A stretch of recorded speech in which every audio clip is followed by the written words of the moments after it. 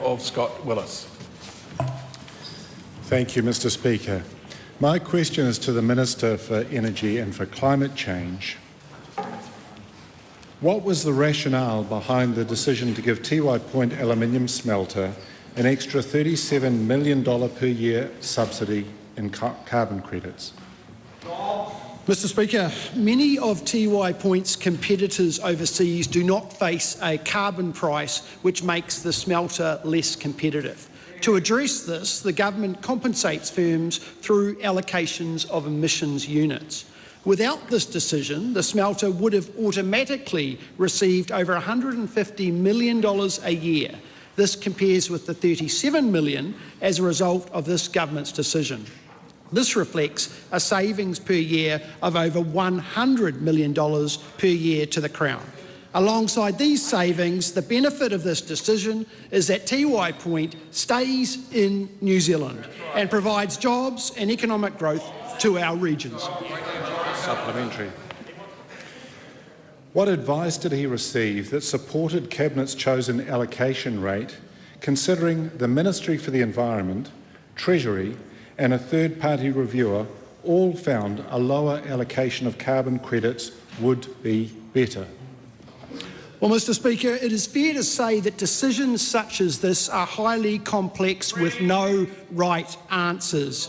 They depend on a number of assumptions and judgments about the broader economy, but also, importantly, how the electricity sector will develop over the next 20 years. Cabinet considered options from different experts and made a decision. But I think it is important to step back and reflect on the benefits of this decision. Tīwai Point employs hundreds of New Zealanders. It produces the most pure aluminium in the world, and it supports the Southland economy. Does he think it's fair to give Rio Tinto an extra $37 million a year power bill subsidy via free carbon credits in the same week that households across the country are set to get a double-digit rise to their power bills? Well, Mr. Speaker, there you go again. The degrowth Greens would be happy to see jobs go offshore and aluminium produced in coal boilers overseas. This side of the House backs jobs and growth in our regions.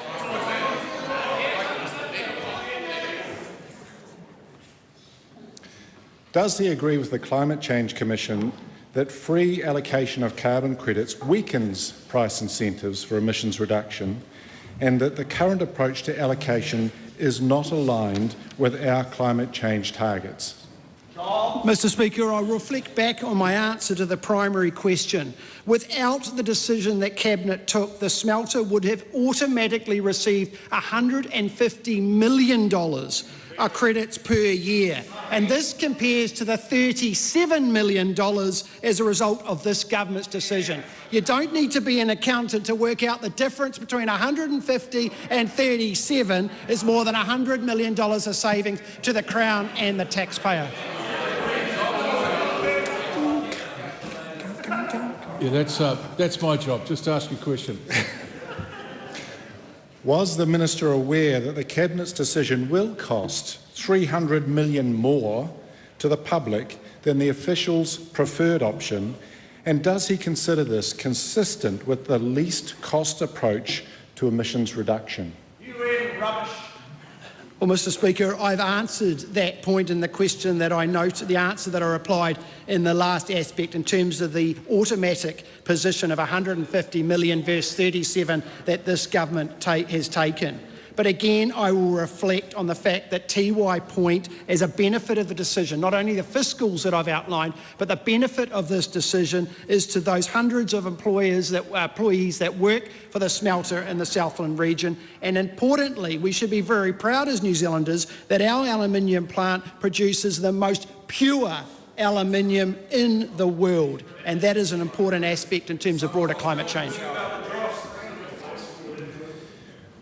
Will he commit to reviewing the industrial allocation scheme as supported by the Climate Change Commission, or is he happy to continue with corporate welfare to emission-intensive industries at huge expense to our public?